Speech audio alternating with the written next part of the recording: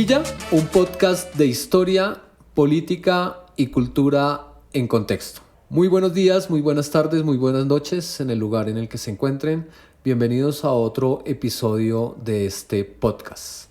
Nos acompaña como siempre el amigo Juan Guerra. Hola Juan, ¿cómo estás? Hola Hernán, ¿cómo estás? Muy bien, ¿tú cómo has estado? Bien, Juan. Acá a una nueva entrega, a conversar, a seguir conversando de estos temas que nos gustan, que nos interesan, a seguir pensando en esta realidad que siempre nos trae un poco trágicos, ¿no? Últimamente. Sí, Hernán, últimamente y desde hace mucho, ¿no, Hernán? Ahorita nos vamos a dar cuenta en lo que vamos a hablar, pues precisamente que pues la realidad del país es una realidad muy compleja y triste y dolorosa. Sí, Juan, lamentablemente. Pero bueno, antes de abordar ese tema tan complejo, el que ya nos vas a ilustrar un poco, vamos a recordarle a nuestros escuchas nuestras redes sociales y nuestro correo. Les recordamos que estamos en Instagram y en Twitter con @cipilla_podcast y que nuestro correo electrónico es cipillapodcast@gmail.com.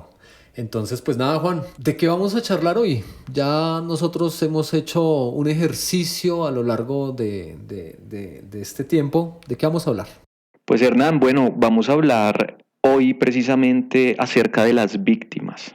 Vamos entonces a explorar qué significa ser una víctima en Colombia. Vamos a mirar, digamos que las caras de las distintas, no sé, cómo llamarlo, como de los distintos enfoques, porque pues víctimas se entienden en distintos sentidos también, como vamos a ver. Entonces, pues la idea de hoy es discutir eso, ¿no, Hernán? Acerca de las víctimas. Sí, Juan, yo creo que en el propósito y sentido de este ejercicio, que a mí me parece muy pedagógico, que tengamos como un archivo sobre estos temas, pues hay que abordar el tema de las víctimas, sobre todo porque se viene un programa especial sobre la JEP, va a entrar próximamente, pero las víctimas, ese tema que a veces se vuelve como un ruido y un ruido que la gente ignora, que mira para otro lado. Creo que el tema de las víctimas en Colombia es un tema demasiado importante, pero que precisamente la importancia no se le da. Yo no sé, Juan, yo siento que a la gente no le importan las víctimas en este país. Sí, pues Hernán, yo creo que, digamos, bueno, yo creo que hay un gran espectro y una gran amalgama pues de posiciones, ¿no? Y obviamente hay un sector de la sociedad que permanece indiferente frente a estas realidades complejas. Afortunadamente, Hernán, no sé tú qué opinas, pero pues cierta parte de la sociedad se ha movilizado precisamente para darles el reconocimiento que se merecen como víctimas, ¿no? Sí, Juan.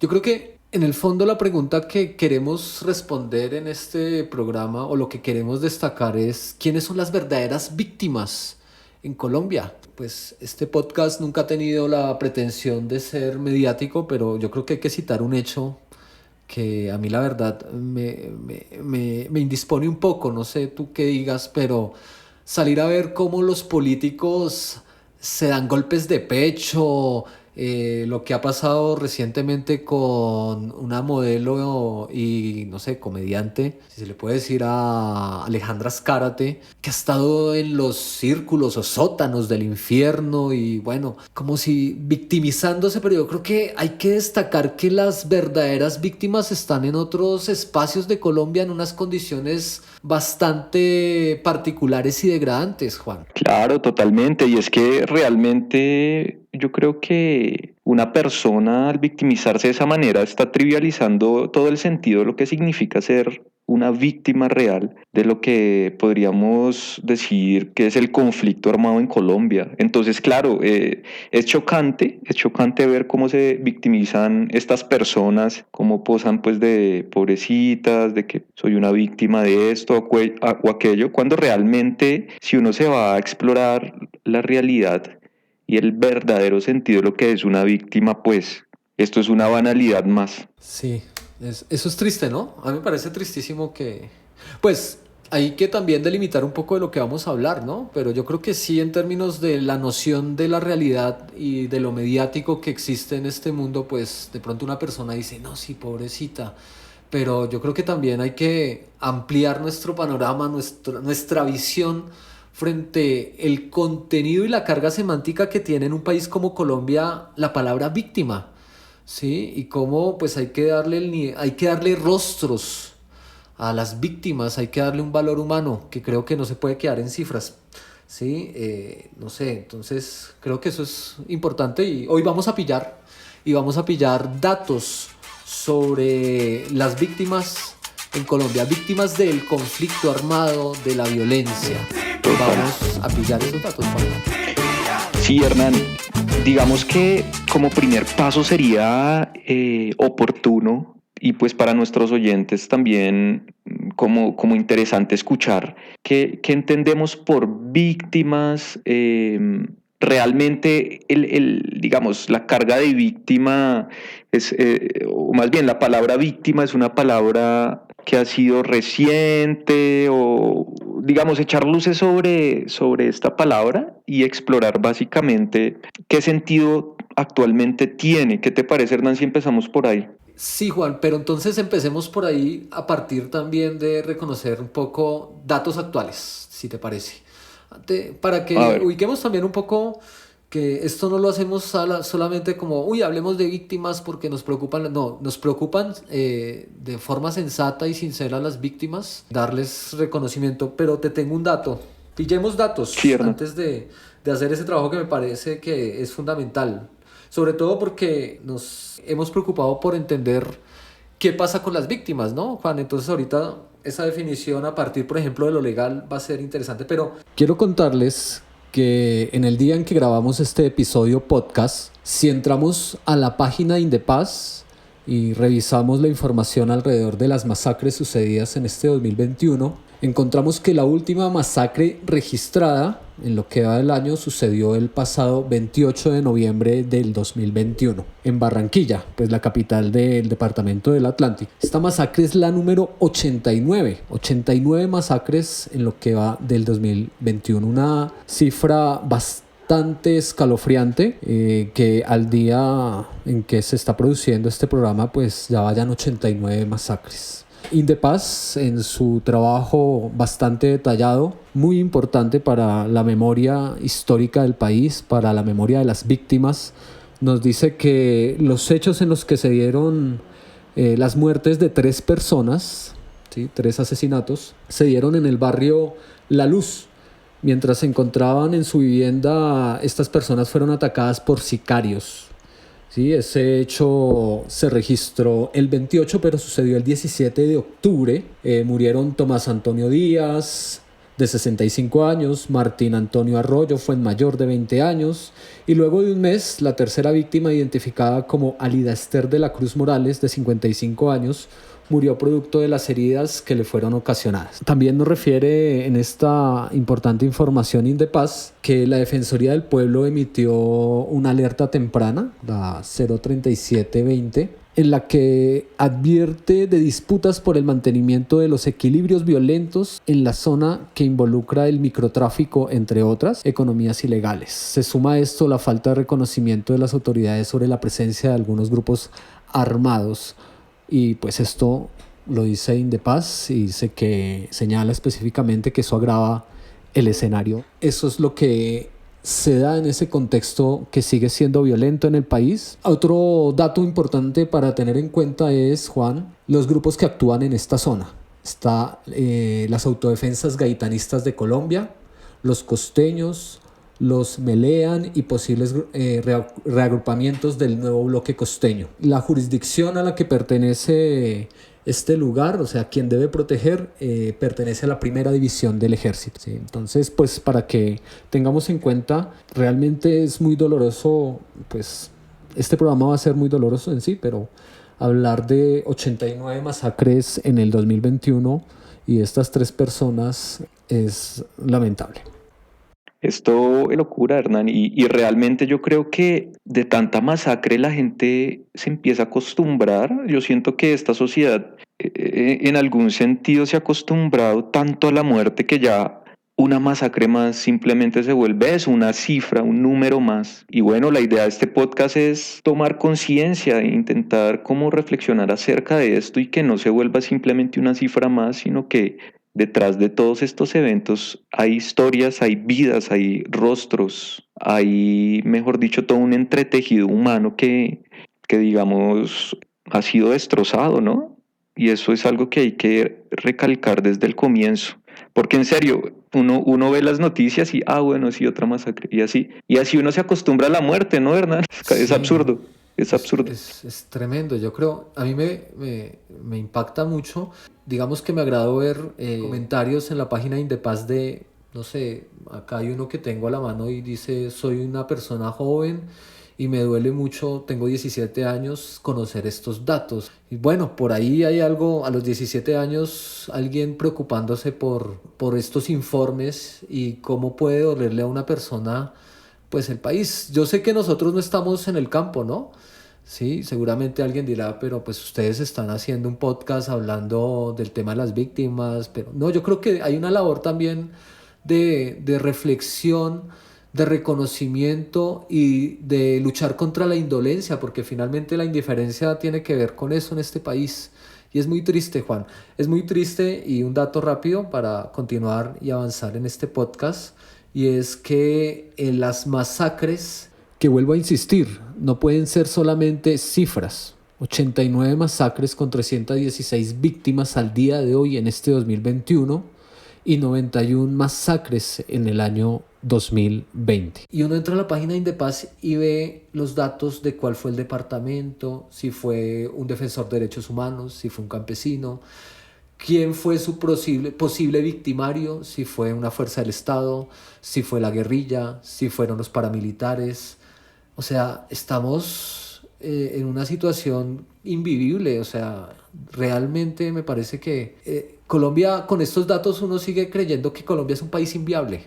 Es increíble, sí, uno digamos que de alguna forma puede encontrar mucha desmotivación al ver todas estas noticias por ejemplo, pues claro, hay mucha gente que sumado al encierro, bueno, ahorita ya no hay tanto eso del encierro, pero bueno, cuando existía más lo del encierro de la pandemia y eso, se juntaban todas estas noticias y claramente creaba como una especie de malestar psicológico, uno encerrado y escuchando todo este montón de atrocidades. Entonces, no, uno en algún sentido se empieza a volver un poco negativo sobre lo que tú decías, Hernán, como que este país es inviable, pero al mismo tiempo yo creo que eso nos puede dar como fuerzas para intentar hacer algo, intentar cambiar desde pues nuestras agencias o contribuir a cambiar un poco pues esta realidad tan dura. Y pues yo creo que eso se puede hacer desde varios ámbitos, ¿no? Incluso desde el académico, solo que pues obviamente pues nos toca hacer un ejercicio sincero y ponerlos la mano en el corazón para lograr el objetivo. Sí, eso es. Yo creo que, no sé, es que estas cosas son como...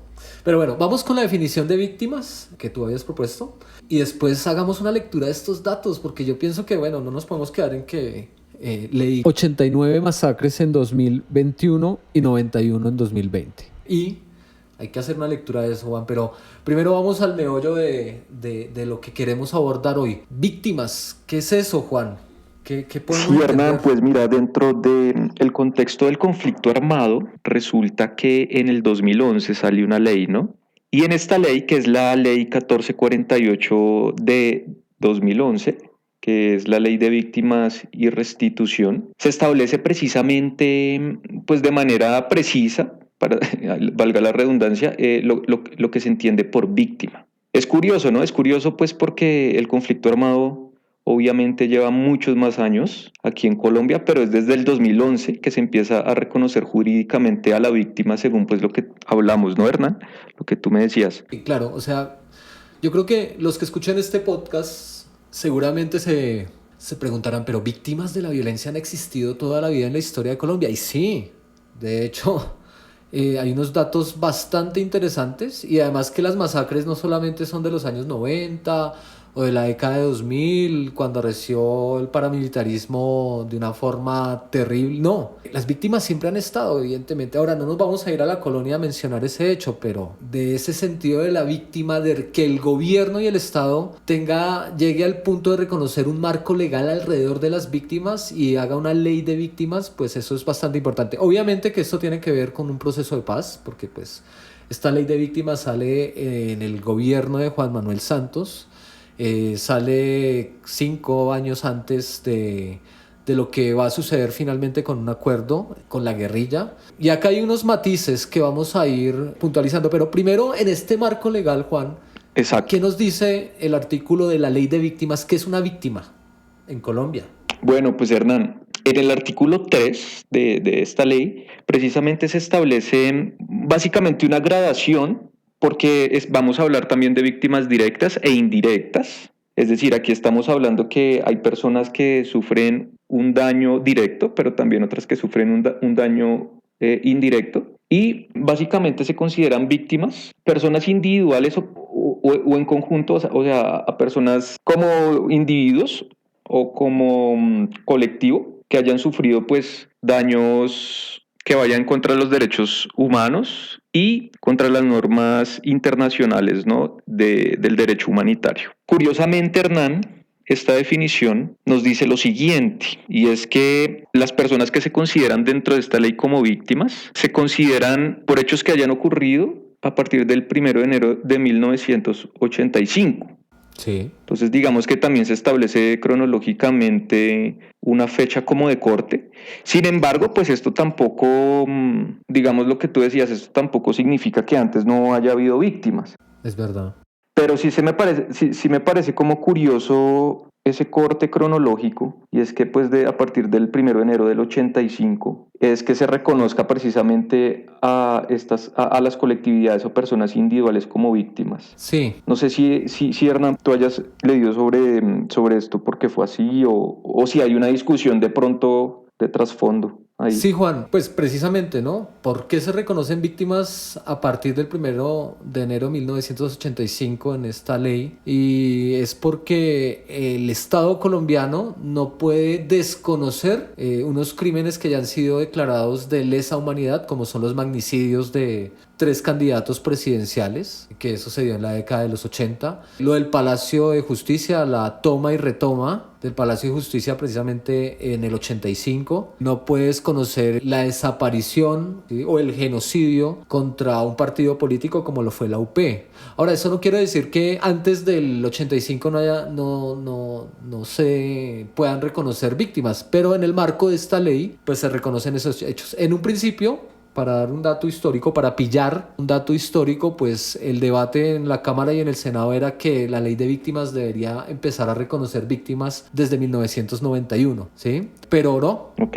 finalmente. Claro que víctimas, mire, Juan, está la violencia entre liberales y conservadores. Ahí hay víctimas de la violencia, del conflicto, hay víctimas antes de la violencia entre liberales y conservadores seguramente, hay masacres en ese periodo, ¿sí? Pero digamos que esto también porque tiene unas cuestiones de fondo, ¿no? También es que el Estado, pues al reconocer, digamos que reconocer jurídicamente a alguien como víctima implica también reconocer que esa persona debe ser reparada emocionalmente, debe ser reparada en sus condiciones también materiales, porque pues evidentemente no nos podemos alejar de unas condiciones particulares en las cuales se desarrolla una persona, y pues eso también está en ese marco, ¿no?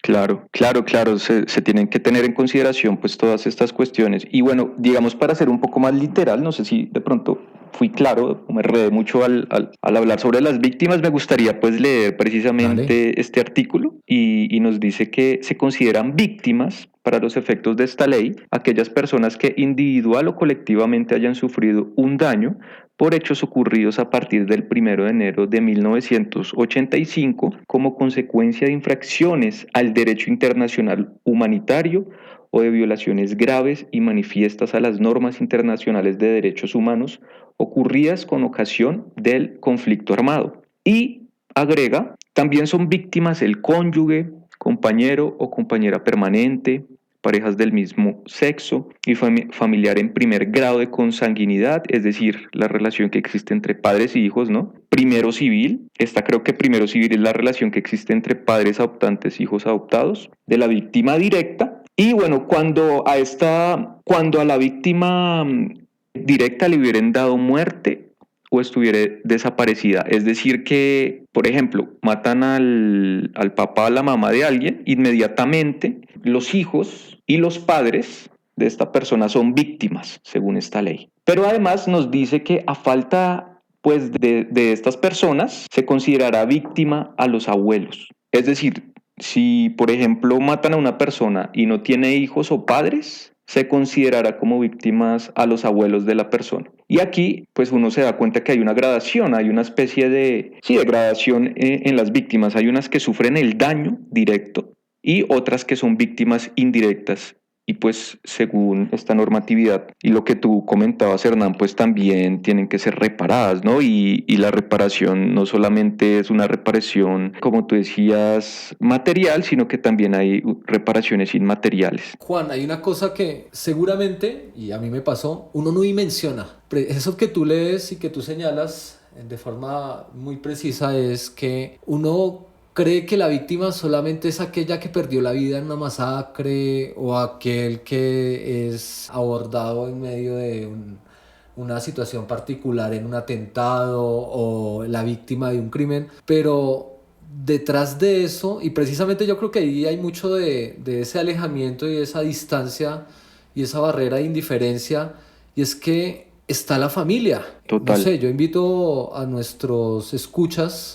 Un documento muy importante en la historia de Colombia son los del Centro Nacional de Memoria Histórica. Entre ellos les recomiendo que lean Basta Ya, ¿sí? Que son las memorias de la guerra y la dignidad, precisamente esa palabra dignidad, Juan, para que la tengamos ahí para desarrollarla Sí, es más importantísima. adelante y que está en el marco legal. Pero a nuestros oyentes, invitación para que lean los testimonios de los padres, de los hijos, gente que murió de pena moral, gente que no pudo volver a dormir después de haber estado en una masacre, después de haber visto decapitar a sus seres queridos, que los degollaran, que les sacaran los ojos, que los mutilaran, que los violaran. Eso también tiene que ver con reconocer la víctima, ¿cierto? ¿Sí? No le cogieron una avioneta con droga, ni el hermano estuvo preso en Estados Unidos, no. Es gente que está en lo rural y que fue víctima de una violencia atroz que tenía como propósito pues despojar, ejercer el control a partir del terror, y vio unas cosas terribles, Juan. Y en ese sentido, Juan, no sé, ¿tú tienes el dato a la mano de la clasificación de las víctimas? Sí, Hernán, una cosa, Hernán, que se me olvidó mencionar y que es muy Cuéntanos. importante, y es que la ley también, además de hacer esta definición que tiene que ver con el núcleo familiar, ¿no? También considera víctimas personas que hayan sufrido daño al intervenir para asistir a la víctima en peligro o para prevenir la victimización. Entonces, digamos que aquí también estamos hablando de defensores de derechos humanos que por X o Y motivo estén adoptando la causa de defender a las víctimas y que hayan sido ellas mismas también objeto de algún daño. Entonces, claro, ese es un comentario importante Sí, que toca mencionar. sí, y Y, me... Y... bueno, y Hernán, y otro comentario súper Cuéntame, cuéntame. importante es que la víctima no tiene, o sea, para que alguien sea víctima, no necesariamente el victimario tiene que ser identificado en su totalidad. Es decir, una persona puede ser víctima sin que se individualice o aprenda o procese o condene al autor de la conducta Sí. punible. Así dice la ley, ¿no? Entonces, claramente esto es súper importante porque, pues, dentro de pronto marcos legales más estrictos, y quizás esta es una virtud de esta ley, podría solo considerarse víctima una persona para la cual solo se haya identificado su victimario, Sí. por ejemplo. Pero no, esta ley dice no, no necesariamente. Bueno, es importante que dentro de esa definición tengamos en cuenta estas dos anotaciones. Sí, yo creo que bueno, nombraré tres cosas y no sé si tú las quieras Ujú. comentar. Primero, hay que reflexionar de por qué en un país hay una ley para las víctimas. Eso solamente habla de la crueldad y de la magnitud de la violencia en Colombia, que sigue siendo sistemática, que sigue estando presente en la realidad, y eso es terrible. Lo segundo, también uno pensaría que no, y es como también acá en esa categoría de víctimas, a propósito de tu comentario, también se considera víctimas a integrantes de la fuerza pública, y eso lo aclara la ley, que me parece también importante, porque pues Ujú. sabemos y entendemos que en ocasiones la fuerza pública funge victimario, ¿sí? Ya sea por omisión o participación, y eso está demostrado plenamente en la historia de Ujú. Colombia, reciente y lejana, pero bueno, también tiene un reconocimiento acá. Y un tercer hecho que quisiera que pilláramos es que una crítica, ¿no? No todo es bonito en una ley de víctimas, y creo que pues igual leyendo con detenimiento algunas cosas me parece que se pueden cuestionar, pero una cosa que se cuestionó en su momento es que en esta ley de víctimas no hubo una representación importante de las víctimas, ¿sí? Eso fue un debate en su Ok, momento, ¿no?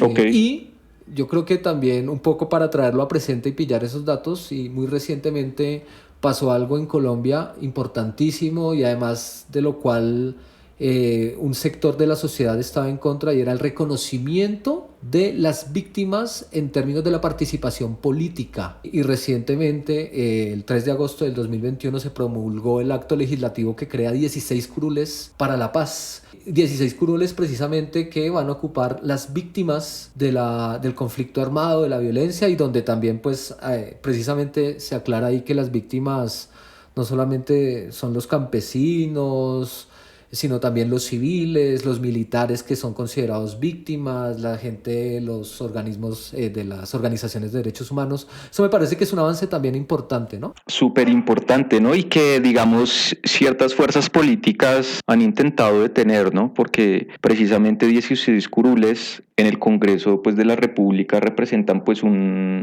una cantidad importante de votos, ¿no? Entonces, claro, hay ciertas fuerzas políticas que por ciertas circunstancias históricas también en su haber, no les conviene precisamente que estas personas tengan estas curules. Y si, bueno, si no estoy mal, Hernán, tú me corriges, este acto legislativo nace en el proceso de paz y en un primer momento no tiene mayorías en el Congreso, pero era un acto legislativo que viene pues de los acuerdos de La Habana. Pero es curioso que a pesar de que venga dentro de esos acuerdos, el Congreso en un primer momento no lo haya aprobado, que haya quedado como, por decirlo así, engavetada la cosa, y que tuvo que haber un proceso adicional, ¿no? Para que volviera otra vez este acto legislativo al juego y tuviera que ser realmente vuelto efectivo, Sí, ¿no? hay un proceso legal que tuvo que ir evidentemente con demandas, con litigios. Y lo que tú dices es muy importante, no hay nada que corregir. O sea, yo creo que algo que hay que reconocerle al proceso de paz de La Habana, firmado en el 2016, es que por primera vez, eso nunca había pasado en la historia de Colombia, en la elaboración y en el desarrollo de ese acuerdo de paz con las FARC-EP, se invitó a las víctimas, ¿sí? Y no solamente las víctimas de la violencia en el campo, en medio del paramilitarismo, de la guerrilla, de la indiferencia estatal, sino pues a otros actores víctimas, que por eso hay que precisar también que víctima no solamente es aquel que sufre esa violencia en términos de la guerra, sino que hay otro tipo de cuestiones alrededor de eso. Pero sí, es cierto que finalmente en la realidad y en el panorama político actual tenemos que en el Congreso, pues a partir del proceso de paz hay unas curules para las antiguas FARC, que hoy se llaman Partido Comunes, ¿cierto? Durante 2 periodos legislativos tienen garantizadas esas curules, y ahora pues se logra algo muy importante que yo creo, y es que las víctimas también tengan derecho a proponer leyes y a proteger también precisamente todos los derechos, a obrar en términos legales en defensa de la vida, porque yo creo que una víctima de la violencia en Colombia que pues digamos siga defendiendo sus derechos, pues es defendiendo ante todo el derecho a que lo reconozcan, a que le reconozcan su derecho a la vida, ¿no?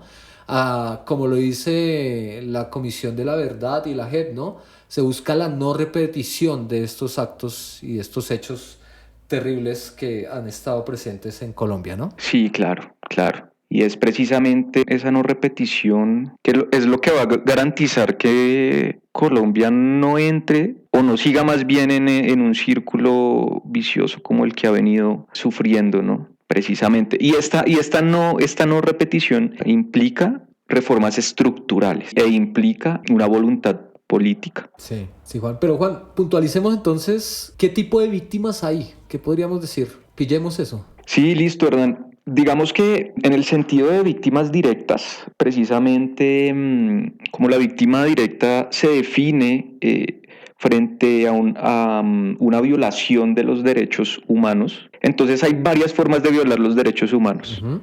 Hay muchas formas de violar los derechos humanos. Por ejemplo, matar a una persona, privarla del derecho fundamental de la vida. Eso es una violación de los derechos humanos. Por ejemplo, secuestrar a una persona, retenerla contra su voluntad.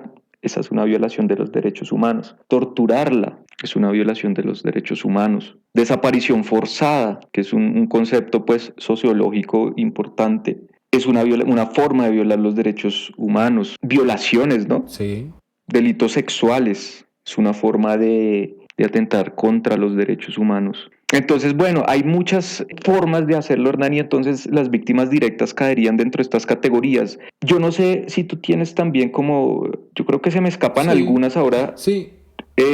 No sé si tú tienes algunas otras presentes No, lo que para tú que nos dices, puedas de pronto... perfecto. Y bueno, sí, faltan algunas como pues, las víctimas de las minas, ¿cierto? Sí, Los exacto. niños son víctimas porque pues son reclutados por los paramilitares o por las guerrillas. Son reconocidos como víctimas, los niños y niñas adolescentes. Las víctimas, evidentemente, de las masacres, que eso ahorita un poco, yo creo que hay que reflexionar un poco alrededor de eso. Está, El desplazamiento forzado, sí, claro. importante, ¿no? Importante. Sí, son Desplazamiento víctimas, forzado. claro que sí. Las víctimas de atentados terroristas, ¿no? Que, los carros bomba, los cilindros bomba, pues todo lo que se ve en esa violencia que no nos muestran los medios de comunicación, pero que está presente. Las víctimas de asesinatos selectivos, ¿cierto? Porque una cosa es una masacre y otra cosa es cuando existe una sistematicidad, como lo que pasa con los líderes sociales, con los defensores de derechos humanos, que lo que se percibe o lo que entendemos es que son asesinatos selectivos. Las víctimas de ataques a poblaciones, las víctimas de acciones bélicas, hay toda una, digamos, categorización porque precisamente el hecho violento en Colombia ya ha cobrado, eso habla también de la degradación del conflicto, ¿no? Se degrada permanentemente y tiene muchas dimensiones.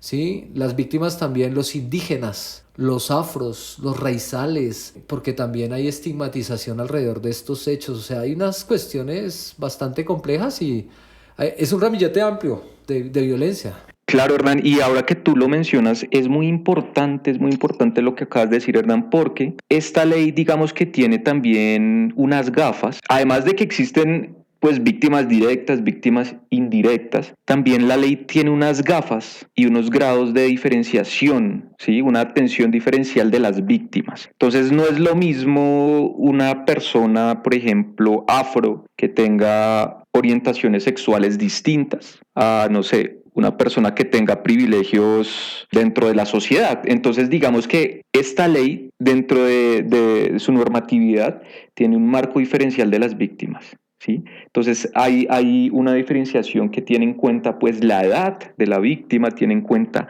el género de la víctima, el grupo étnico, si la víctima estaba en situación de discapacidad o no, porque por ejemplo recordemos, Hernán, que cuando se empezó a conocer esto de los falsos positivos, había precisamente asesinatos extrajudiciales de jóvenes con discapacidades mentales que posteriormente eran hechos pasar como comandantes de la guerrilla. Entonces, claro, esto crea un agravante, ¿no? Y la ley es consciente de que tiene que crear esta atención diferencial. Entonces es muy importante eso último que dijiste y hay que mencionarlo, ¿no? Sí, Juan.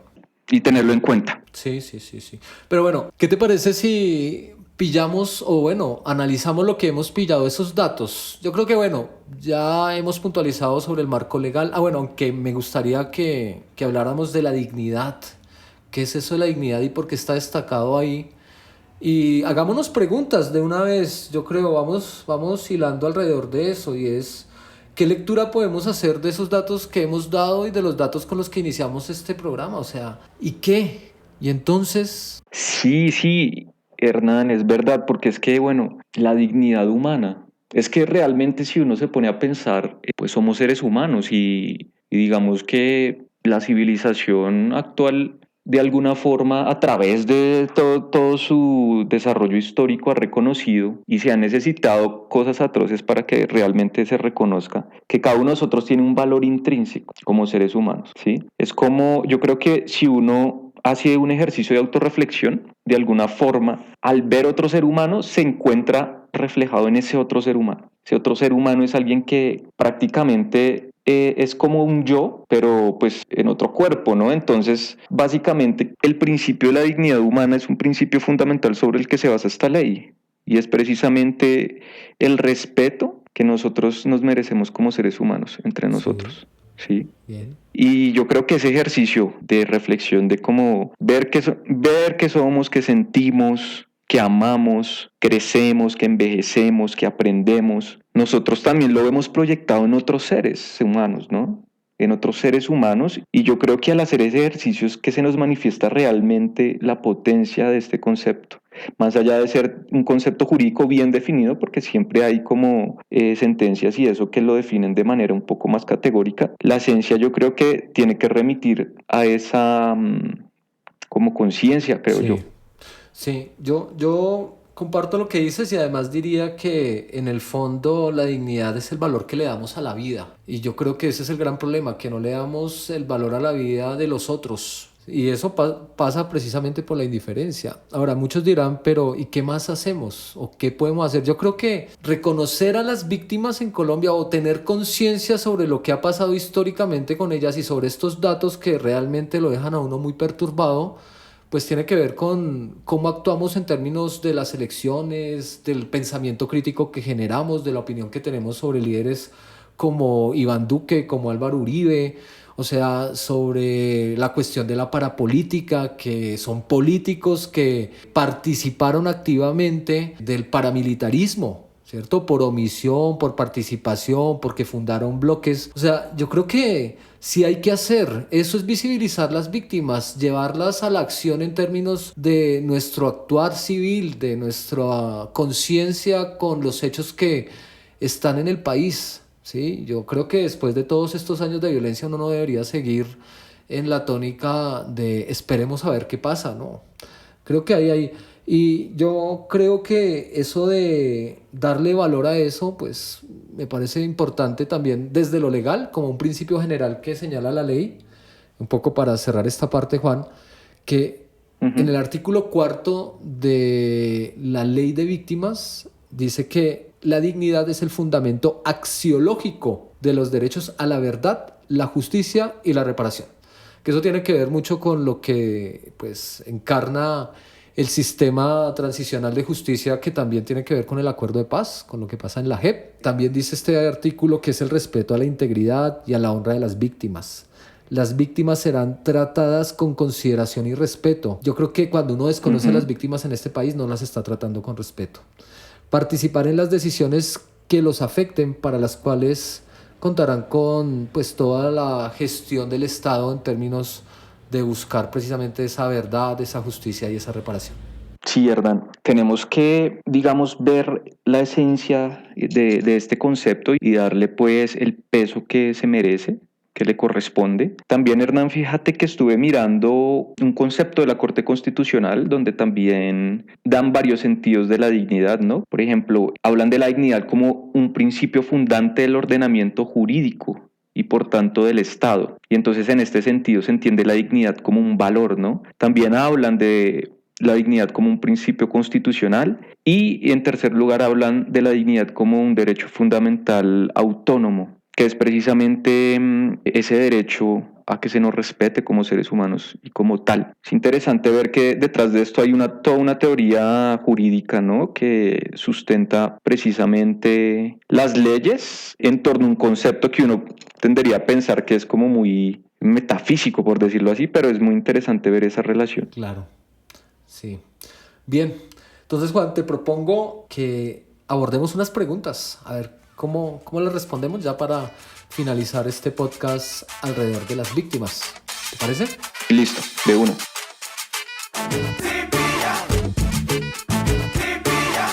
Bueno, Juan, entonces yo creo que hay preguntas alrededor de esto que hemos mencionado y pues que me parece un tema bastante complejo, pero que invito a los que escuchan este podcast realmente a que se informen muy bien. El trabajo de los investigadores de el Centro Nacional de Memoria Histórica es muy bueno, los documentales que se han hecho. Pero yo creo que hablar de todos estos datos, pillar todo esto que hay una ley de víctimas que está ligada a muchos hechos en el país, pues no sé, nos obliga a hacernos preguntas, por ejemplo. ¿Cuál sería una pregunta, Juan?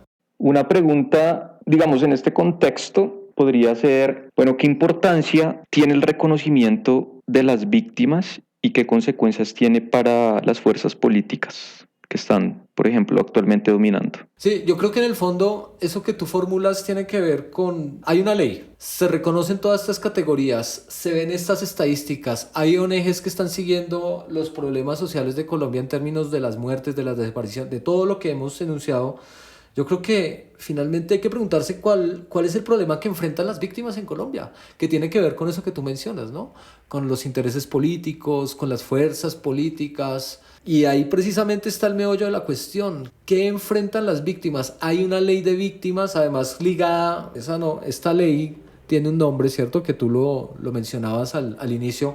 Ley de víctimas y restitución de tierras. Porque el problema de fondo en la violencia colombiana, y esto un poco para pillar y leer el pasado en el presente, tiene que ver con que en el fondo el problema de la violencia siempre tiene que ver con una reforma agraria que no se realiza en Colombia, con una redistribución de esa riqueza que sea para que los campesinos y el campo tengan la oportunidad de tener una prosperidad y de consolidarse, ¿sí? Porque finalmente yo creo que eso también está ligado a eso, ¿no? Hay los políticos de las regiones que tienen los intereses y que han apoyado y han compartido intereses con la violencia tanto de las guerrillas, del paramilitarismo, todo eso está ahí presente, ¿no, Juan? Sí, claro, Hernán, y es que, bueno, digamos que me nace una pregunta y es que precisamente hay una partecita de la ley que dice que no serán consideradas como víctimas quienes hayan sufrido un daño en sus derechos como consecuencia de actos de delincuencia común. Y esto a mí, digamos que me genera como una inquietud porque nosotros podemos recordar bien, por ejemplo, declaraciones de el exministro Botero, por ejemplo, en el cual decía que esta persona fue asesinada por un lío de faldas o porque le iban a robar. Sí, Entonces, a la luz como de este artículo, uno se pone, uno se pregunta, bueno, ¿será que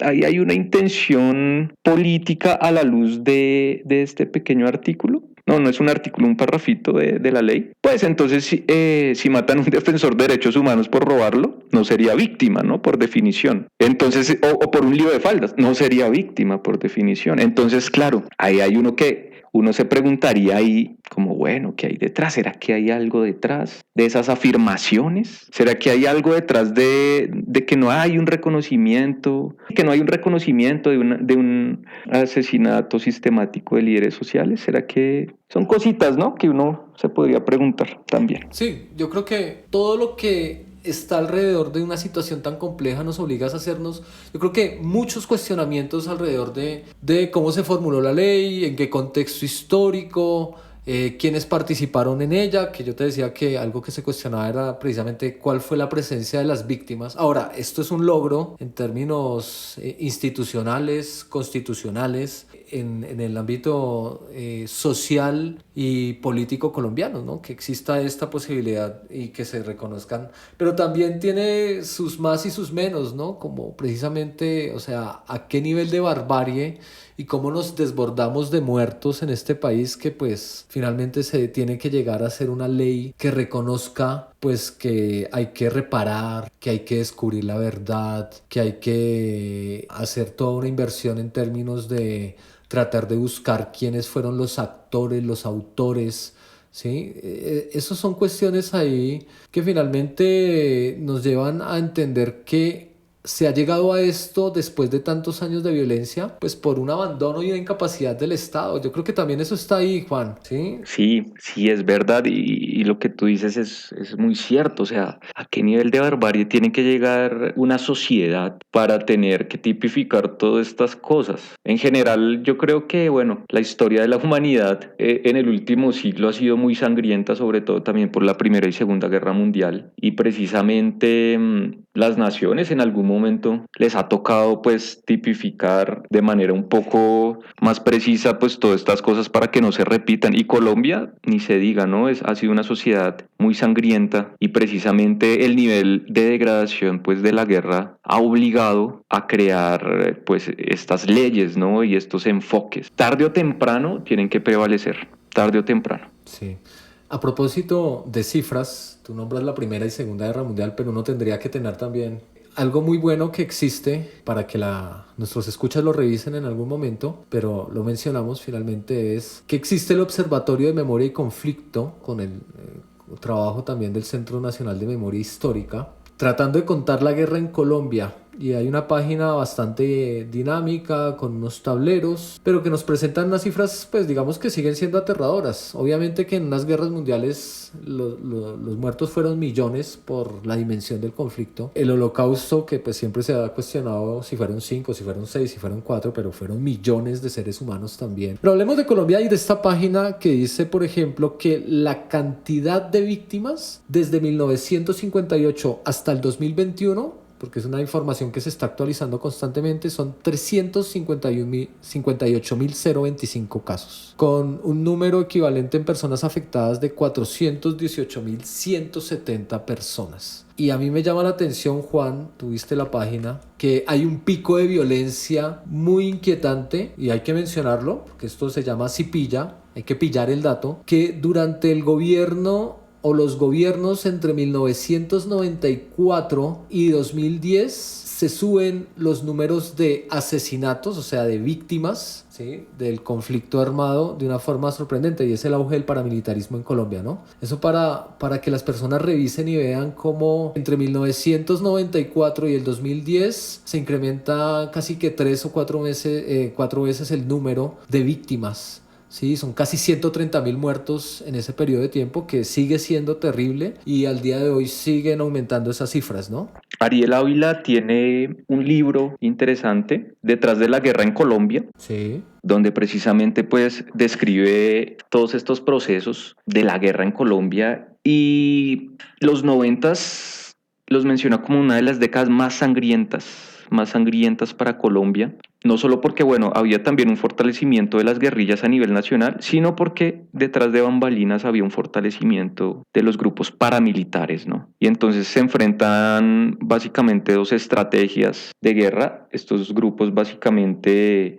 unos pues pretenden tomar el poder por las armas, ¿no? El caso de las guerrillas, y crear un vacío de poder donde también hacen una serie pues de atentados que aumentan la cantidad de víctimas, pero detrás de eso también están los paramilitares y los niveles pues ya de degradación que ocurrieron en los noventas con las masacres paramilitares. Y pues esta era una estrategia también totalmente distinta porque también se enfocaba, o sea, la estrategia de los paramilitares, una de las estrategias, nos dice Ariel, es precisamente el ataque a la población civil, La ¿no? más Entonces, notoria. La más notoria. si esta persona tenía un vínculo supuesto sospechoso con la guerrilla, ya sea porque estaba obligado a pagar algún tipo de vacuna, pues era un financiador de la guerrilla y pues no solo llevaba el bulto de él, sino pues los conocidos y claro, eso presentó una degradación muy brutal que pues Hernán, Claro. vivimos consecuencias Sí, hasta el yo día de creo hoy. que algo a propósito de eso, Juan, muy importante para que pues lo entendamos en el marco.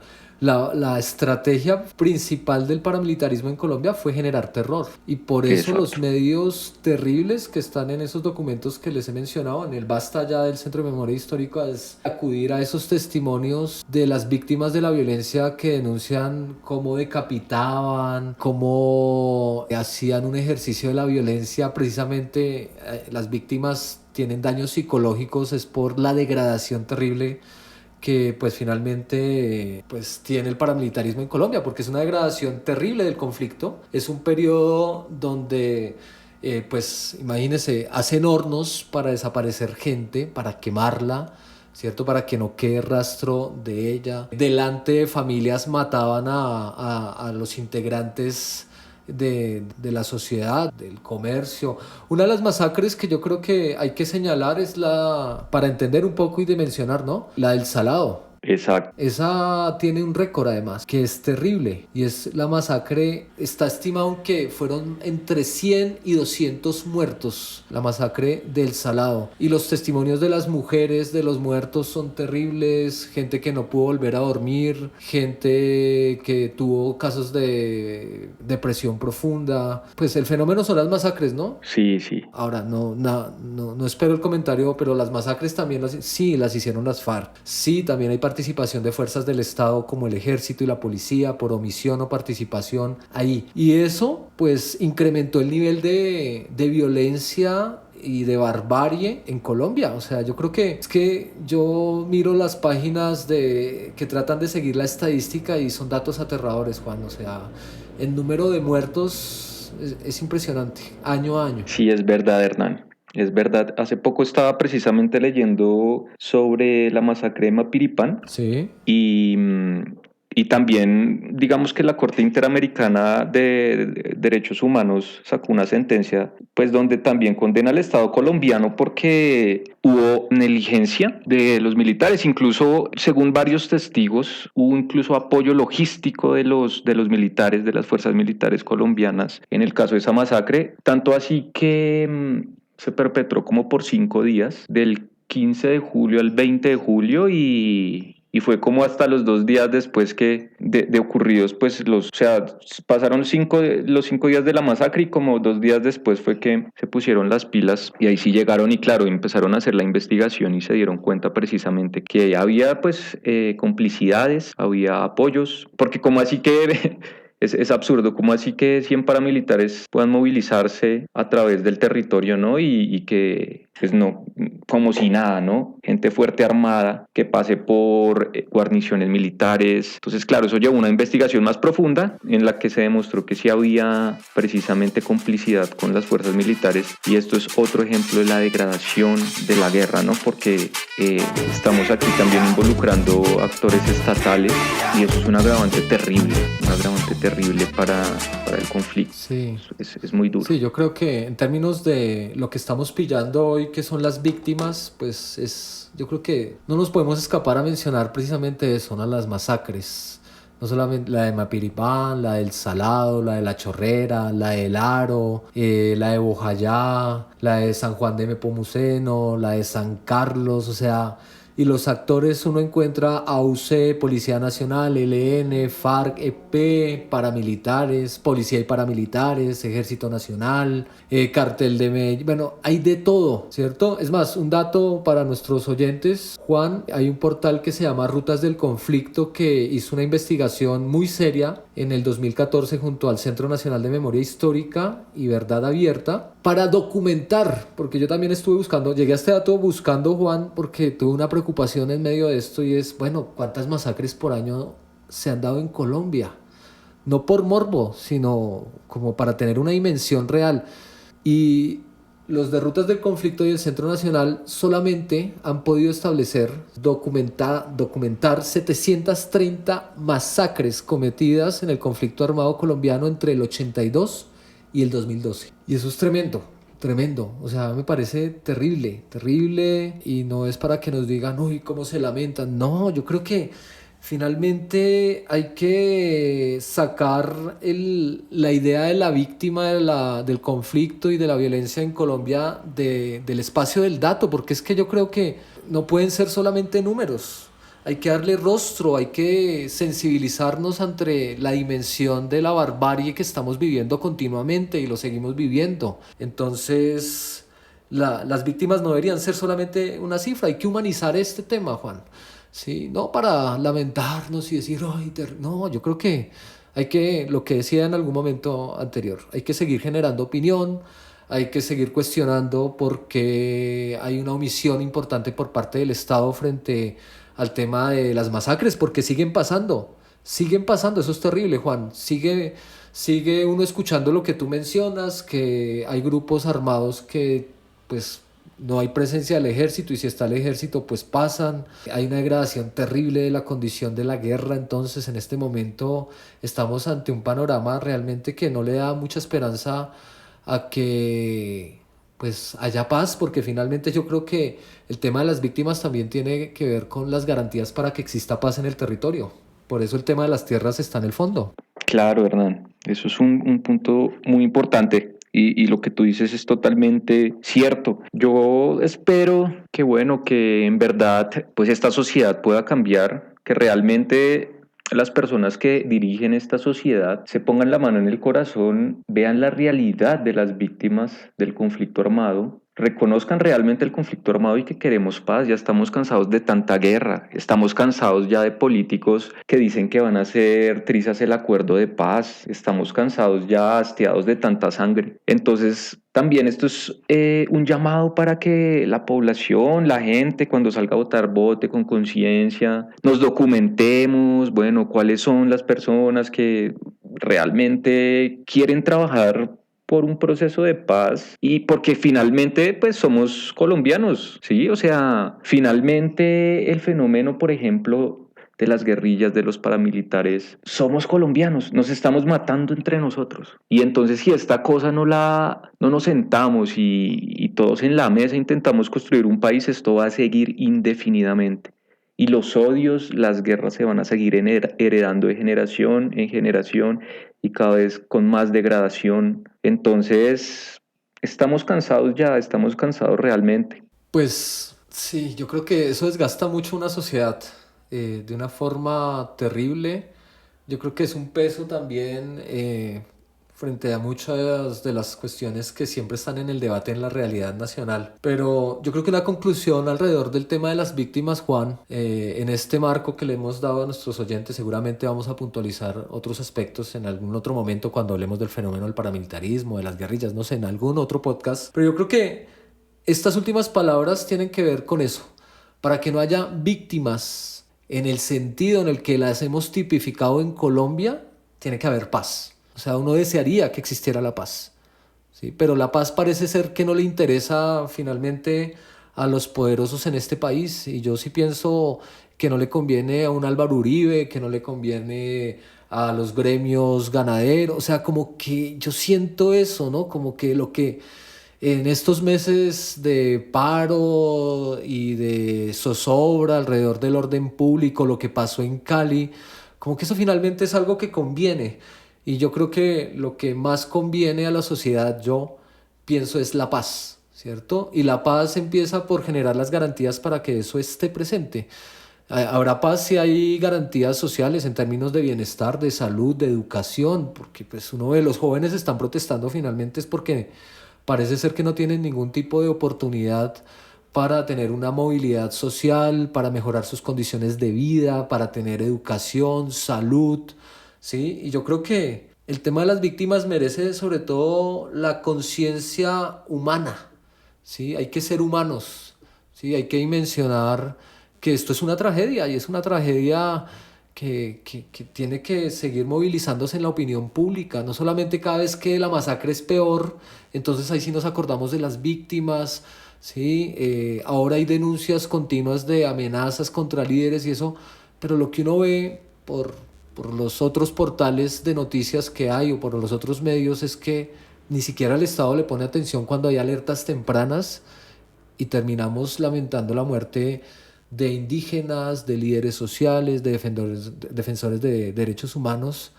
y esto no puede seguir ocurriendo. Entonces, yo creo que una conclusión alrededor de este tema de las víctimas es que tengamos una conciencia más humana en relación a nuestro actuar político, al ejercicio civil también de la opinión, ¿sí? Porque la indiferencia pues, nos está matando, Juan. Exacto, Hernán. Y aquí tiene que haber una amplia participación política de todos los sectores sociales. Aquí no podemos excluirnos porque unos pensamos así, otros pensamos así. Uno, si bien a veces tiene encontrones con personas con posturas, por ejemplo, muy radicales, que uno puede considerar pues de derecha, también toca sentarse a hablar con esas personas. También porque hacen parte de la sociedad, pero también tenemos que sentarnos al lado de los que se hacen llamar de izquierda, los que se hacen llamar de centro. Realmente aquí tiene que haber una convergencia, un diálogo entre todos, porque cada uno de nosotros representa una sección de la sociedad colombiana y no podemos pues basar la política en la política de la exclusión y en la política del miedo. Este ejercicio que nosotros estamos haciendo acá de transmitir pues estos mensajes obviamente también nos pone de pronto entre ojos, ¿no? Porque pues en una sociedad tan insegura como la colombiana, donde asesinan periodistas. Estamos hablando de periodistas que no son sujetos armados, donde asesinan periodistas, donde asesinan defensores de derechos humanos. Uno también a veces se siente hasta como, bueno, qué miedo acá hacer política porque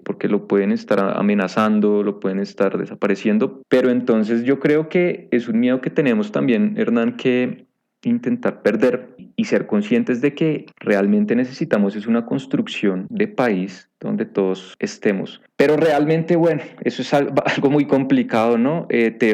Suena muy bonito, es complicado, lo sé, pero realmente una sociedad se tiene que construir democráticamente, Sí, Juan. sin excluir realmente ninguna No, de posición. acuerdo. Y yo creo que lo que está pasando en el país es eso. La gente está perdiendo el miedo. Y yo no creo que... Pues los jóvenes de la primera línea creo que son el mejor ejemplo porque pues... Y muchos sectores de opinión. Sí, yo creo que... No, o si lo tienen, les puede más la berraquera, ¿no? Como fue madre, ya estoy cansado de tener miedo.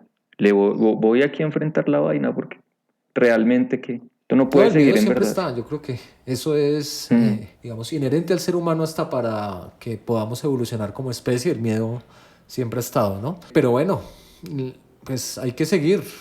Obviamente el miedo de nosotros no es el mismo que han sentido las víctimas, leyendo sus testimonios donde realmente no se atrevían a volver a participar de una organización comunal, los que sobrevivían a estas masacres, no se podían volver, o sea, el miedo es un arma poderosa y lo que pasa es que hay un momento, yo creo que la sociedad ya no lo resiste y eso, hay ejemplos en la historia de la humanidad seguramente que nos permiten entender eso. Pero Colombia siempre es un caso bastante particular, Juan.